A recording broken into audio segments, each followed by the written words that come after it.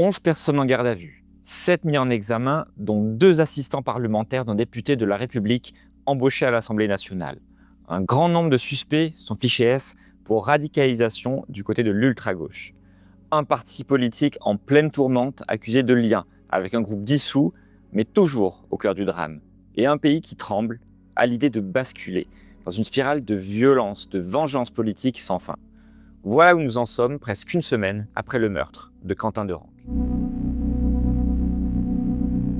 Bonjour et bienvenue dans une nouvelle vidéo dans laquelle nous allons traiter de l'affaire Quentin Derenque. Un sujet explosif, bourré de politique, dans lequel nous allons essayer de rester le plus factuel possible. Mais avant toute chose, revenons sur les faits. Nous sommes donc le 12 février 2026 à Lyon. Ce jour-là, Quentin Derenque, un jeune homme âgé de 23 ans, est sollicité pour assurer la sécurité de quelques militantes du groupe féministe identitaire Némésis, qui a prévu un happening le soir même. Plus précisément, on lui demande d'accompagner 7 jeunes femmes, de venir les aider en cas de violence. Certains de ses amis essayent de l'en dissuader, en lui disant en substance « N'y va pas, c'est trop dangereux, ce n'est pas assez encadré ». Mais pour Quentin, hors de question de laisser les jeunes femmes seules.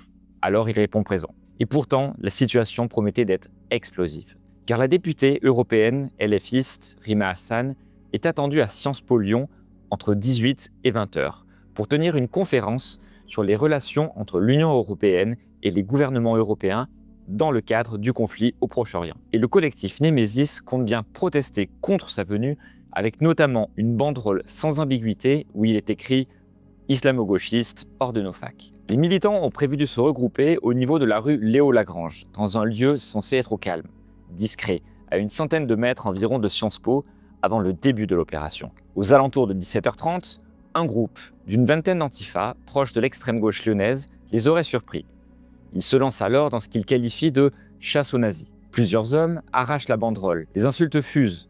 2 femmes sont prises à partie. La première est étranglée, tandis que l'autre est jetée au sol, puis à terre. C'est a priori la fin du premier acte. Le second, lui, sera tragique. Car à 17h52, 2 groupes s'affrontent. Dans la rue, on entend des cris. D'un côté, des antifas, et de l'autre, c'est des nazis, les coups pleuvent. Une vingtaine de personnes sont présentes sur les lieux dans une ambiance très violente. L'un des individus est équipé d'une béquille et compte bien s'en servir comme arme. Un autre tente de gazer un individu en face de lui. Encore un autre adresse des coups de parapluie dans la mêlée. Au bout du compte, les militants qui avaient voulu perturber l'intervention de Rima Hassan finissent par se disperser. Seuls, 3 jeunes militants sont isolés du groupe, encerclés et pris à partie. 2 d'entre eux vont parvenir à prendre la fuite. Mais pas Quentin Derenque, qui va subir un véritable lynchage en règle. Il aurait subi une balayette pour commencer et sa tête aurait violemment heurté le sol. La suite est filmée par plusieurs témoins sous plusieurs angles au croisement des rues Victor-Lagrange et Camille Desmoulins. Plusieurs personnes tournent autour de Quentin. On peut voir sur les vidéos un homme vêtu d'une veste kaki, d'une casquette claire et une sacoche en bandoulière. Il décoche un terrible coup à la tête de la victime avant de partir. Une avalanche de coups pleuve sur Quentin. Au sol, il encaisse, roulé en boule, immobile, incapable de réagir. Il faut attendre l'arrivée d'un ami qui va retrouver Quentin sur place après que ses agresseurs se soient dispersés. Ce dernier semble reprendre peu à peu connaissance, mais il a tout oublié de ce qu'il venait de subir. On l'assoit sur un petit mur, on lui essuie sommairement le sang qui recouvre son visage. Il fait ensuite le choix de rentrer chez lui plutôt que d'appeler les secours. Compliqué au vu de son état. D'autant qu'il vit à plus d'1,5 km de là. Un parcours qui va être un véritable calvaire, un chemin de croix. Chaque pas est une véritable souffrance. Pourtant, bras dessous avec son ami, ils parviennent tant bien que mal à franchir le pont Gallieni qui surplombe le Rhône. Ils se dirigent ensuite en direction de la Presqu'île et atteignent le pont Kitchener-Marchand qui enjambe la Saône. Mais l'état de Quentin semble s'aggraver de minute en minute. Ils arrivent finalement au niveau du quai Fulchiron, à proximité du domicile de Quentin. L'un comme l'autre sont à bout de force. Aux alentours de 19h30, ils croisent un jogger qui comprend tout de suite la gravité de la situation. On l'installe sous un abribus en attendant l'arrivée des pompiers. Avant d'être emmené par les secours, il aura tout juste le temps d'une dernière fanfaronnade et de prononcer ces derniers mots à l'adresse de son ami qui l'a aidé. « On remet ça bientôt », dit-il. C'est la dernière phrase que son ami entendra de la part de Quentin. Quentin est un jeune homme de 23 ans, originaire de Saint-Cyr-sur-Rhône, une petite commune de 1300 habitants située près de la Vienne dans l'Isère. La mère de Quentin est d'origine péruvienne, des racines que le jeune homme n'a jamais reniées. Au contraire, il a toujours eu cette volonté discrète mais importante de maintenir ce lien familial. Son enfance se déroule sans heurts. Côté scolaire, c'est un élève appliqué. Il fréquente une école privée catholique dans sa jeunesse et se fait baptiser à l'âge de 14 ans. Après le bac, il part ensuite faire ses études à Lyon. Mais il reste très proche de sa famille et lui rend visite tous les week-ends. Après un premier cursus en mathématiques, il s'inscrit en bachelor universitaire de technologie, sciences des données dans l'université de Lyon 2 où il apprend la finance et l'informatique. Au mois de septembre dernier, il trouve un appartement dans le vieux Lyon, partagé entre 4 colocataires. Levé tous les jours dès 7 h du matin, lit au carré, chambre impeccablement bien rangée, il ne sort jamais de chez lui sans une tenue soignée et une coiffure impeccable. Il est connu pour être particulièrement travailleur et rigoureux. Il n'est pas rare d'ailleurs qu'il planche jusqu'à 4 h du matin. Ses amis s'en étonnent d'ailleurs de le voir à ce point assidu. Car Quentin n'est pas du genre à scroller sur son téléphone portable. Il est plutôt tendance à avoir la tête toujours fourrée dans un bouquin. Sur son temps libre, Quentin aime faire de la boxe. Il va régulièrement faire un tour à la salle de musculation et semble féru de philosophie selon ses amis. Le jeune homme, baptisé dans sa jeunesse, n'a jamais laissé complètement la religion de côté. Mais c'est vraiment à l'âge de 20 ans, au moment de la communion puis de la confirmation, qu'il va approfondir sa foi et redécouvrir la beauté de la liturgie. Il se plonge dans des ouvrages qui font référence en la matière, saint Thomas d'Aquin ou encore les Confessions de saint Augustin. Il dévore les encycliques et se forge une solide culture théologique. Il fréquente également la paroisse Saint-Georges, dans le 5e arrondissement de Lyon, où il devient un visage connu de cette église, où il assiste à la messe tous les dimanches. Son engagement religieux est très profond. Il apprend le chant grégorien, il s'investit dans l'aide aux pauvres, il répond présent aussi aux maraudes pour les sans-abri. Il leur sert une soupe chaude, notamment l'hiver. Il prend le temps, parfois une demi-heure, voire plus, pour bavarder, pour leur poser des questions sur leur vie, sur leur malheur. Il a dû également gérer des situations un peu plus délicates avec certains marginaux. Un jour, Héloïse, une maraudeuse comme lui, qui fréquente la même église, est malmenée par un SDF qui l'a prise par le cou. Quentin s'est alors interposé pour la défendre et calmement, il lui a demandé de reculer. Il a entamé avec lui une discussion pendant de longues minutes, puis les deux hommes se sont quittés en se serrant la main. Son engagement religieux est tel qu'il influence jusqu'à sa propre famille, puisqu'il va devenir le parrain de baptême de son père à l'église Saint-Georges. Un peu plus tard, et très certainement sous son impulsion, ses parents vont également se marier religieusement. Politiquement, Quentin s'intéresse notamment à Charles Maurras, bien connu comme étant le théoricien de la doctrine du nationalisme intégral. Il se rapproche de groupes sulfureux, à coloration identitaire, comme l'Action française de Vienne, le groupe nationaliste révolutionnaire lyonnais, Audace, ou encore un autre appelé les Hologroges. Des mouvements donc à la réputation parfois sulfureuse. Mais Quentin, lui, est décrit comme un jeune qui a toujours privilégié la bataille des idées à la bataille des poings. D'ailleurs, comme le précisera l'avocat de la famille de Quentin, Maître Rajon, et malgré des marqueurs idéologiques très forts, Quentin a toujours défendu ses convictions de manière non violente et n'a jamais été mis en cause dans la moindre affaire par le passé. Le procureur confirmera un peu plus tard que la victime n'est pas connue de la justice et n'a pas de casier judiciaire. Un tempérament a priori plutôt pacifiste qui n'empêche pas la mère de Quentin d'être soucieuse, car les fréquentations de son fils l'inquiètent. À plusieurs reprises, elle lui en a fait part. Quentin, de son côté, soucieux de la rassurer, va donc privilégier un temps ses activités paroissiales au détriment de ses activités militantes. Une mise à distance bien temporaire, car Quentin est vite rattrapé par le virus de la politique. En septembre 2024, Quentin est proprement indigné lorsque la candidate insoumise de Vienne, Myriam Thieulhan, vient perturber une manifestation en hommage à Philippine en rigolant. Le 12 février dernier, donc, Quentin est retourné dans l'arène politique. Sur le papier, il devait simplement s'assurer de la sécurité des jeunes militantes identitaires et féministes du groupe Némésis. Mais on le sait, la situation a dégénéré et Quentin a perdu la vie. Le jeune homme a donc été hospitalisé dans un état très grave, puis déclaré en état de mort cérébrale le lendemain, et son décès est finalement confirmé le surlendemain. L'autopsie révélera que Quentin a succombé à un traumatisme crânien encéphalique majeur, avec une fracture temporale droite, des blessures mortelles à brève échéance et au-delà de toute ressource thérapeutique. L'annonce du décès du jeune homme provoque rapidement une émotion certaine. Ses amis et ses proches sont bouleversés. Ils évoquent quelqu'un de joyeux, une personne humble, très discrète, toujours prête à aider ses amis, animée d'une foi profonde. Mais au niveau national, le fait divers déchaîne les passions. À gauche, à droite et au centre de l'échiquier politique, la mort de Quentin de Ranc devient un véritable enjeu. Dans le viseur, les antifas, suspectés d'être responsables de la mort de Quentin, avec notamment des membres de la Jeune Garde, un groupe d'ultra-gauche très proche de la France insoumise. Le groupe a été fondé en 2018 par le député Raphaël Arnaud, Puis le mouvement de la Jeune Garde a été dissous par l'ancien ministre de l'Intérieur. Raphaël Arnault lui-même a un passé très chargé, condamné à 4 mois avec sursis pour violence en 2021, après avoir notamment participé à une agression à Lyon. Plus grave encore, son assistant parlementaire à l'Assemblée, Jacques-Élie Favreau, est directement mis en cause. Son nom circule partout sur les réseaux. Il est accusé d'avoir participé physiquement au lynchage. La tension explose, même à l'Assemblée nationale.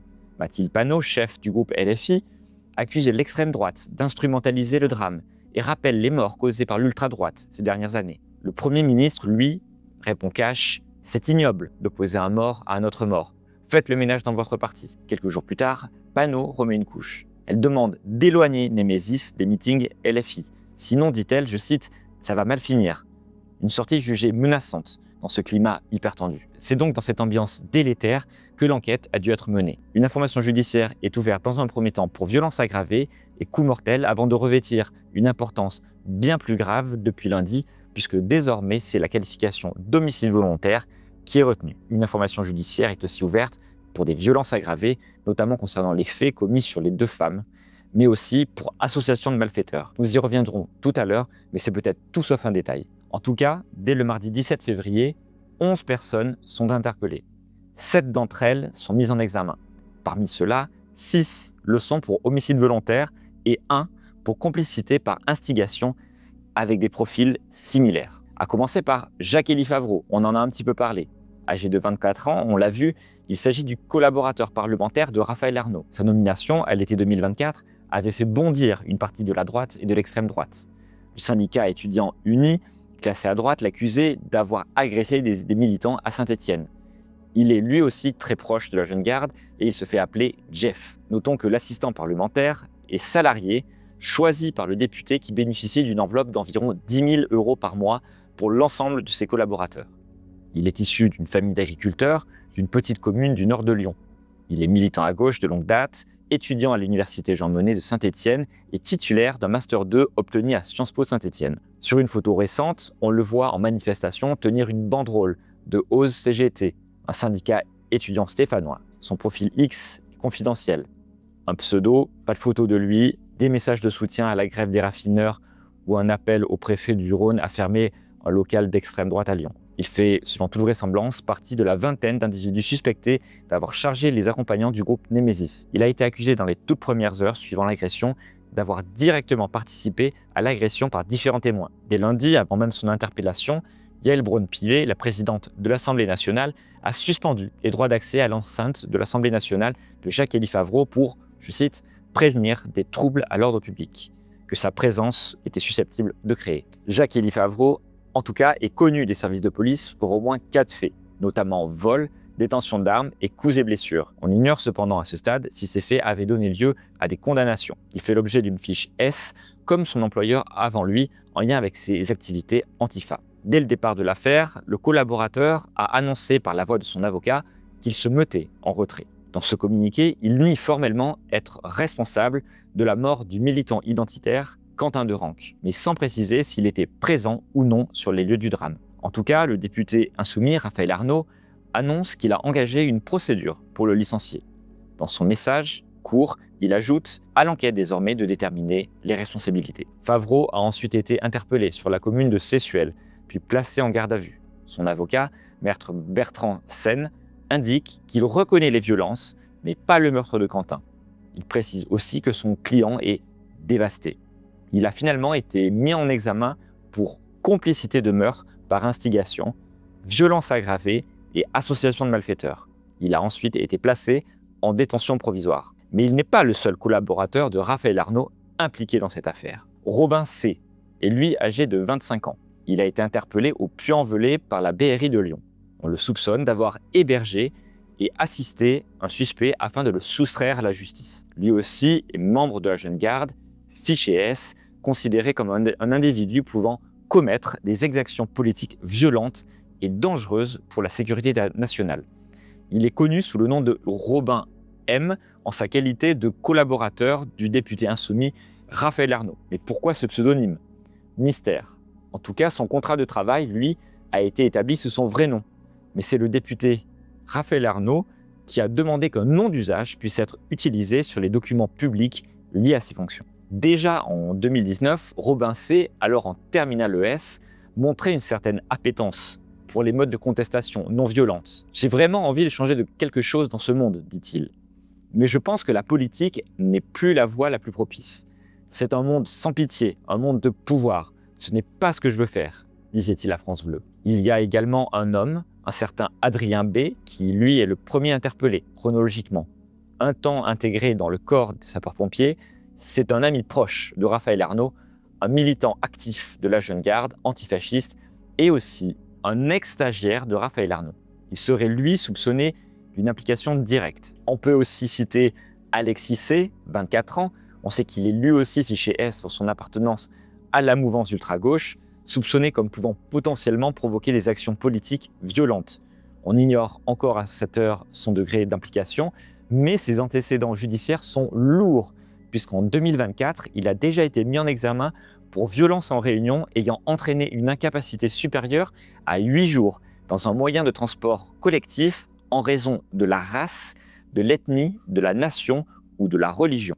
Alexis C. faisait partie d'un groupe et il avait pris à partie un adolescent de 15 ans qu'il soupçonnait d'appartenir à la Ligue de défense juive. Puis il aurait, avec ces jeunes, malmené l'adolescent de 15 ans. Bien évidemment, c'est désormais aux enquêteurs qu'il appartient de démêler toute cette histoire afin de déterminer avec certitude les responsabilités de chacun qui ont conduit à la mort tragique de Quentin. Il faut également ne pas sous-estimer l'ouverture d'une information judiciaire pour association de malfaiteurs qui repose beaucoup sur l'idée de responsabilité morale. En ce sens, certains avocats pensent que cela permettrait à l'enquête de cheminer jusqu'à la Jeune Garde. L'idée étant de savoir comment ces anciens de la Jeune Garde, pire comment ces collaborateurs d'un parlementaire de la République, ont pu participer et tuer Quentin. Comment ont-ils pu s'auto-organiser ? Comment ont-ils pu se déplacer, se financer et surtout, sous l'autorité morale de qui? Comment un collaborateur du Vaucluse de Raphaël Arnaud peut-il se trouver sur le sol lyonnais, loin de la circonscription de son parlementaire auquel il est attaché et loin aussi de l'Assemblée nationale? Quelles conséquences juridiques pour les anciens de la Jeune Garde et pour Raphaël Arnaud lui-même? Et qu'en est-il du parti LFI? Peut-il être inquiété? Son président, Jean-Luc Mélenchon, qui avait qualifié le 30 avril 2025 la Jeune Garde comme, je cite, une organisation alliée, va-t-il être entendu? Rappelons qu'il ne bénéficie plus de l'immunité parlementaire. Seule la suite des investigations nous le dira. Voilà, c'est tout pour aujourd'hui. Merci à tous et à toutes d'avoir suivi cette vidéo. N'hésitez pas à vous abonner à notre compte YouTube en activant la clochette ainsi qu'à notre compte X. À bientôt.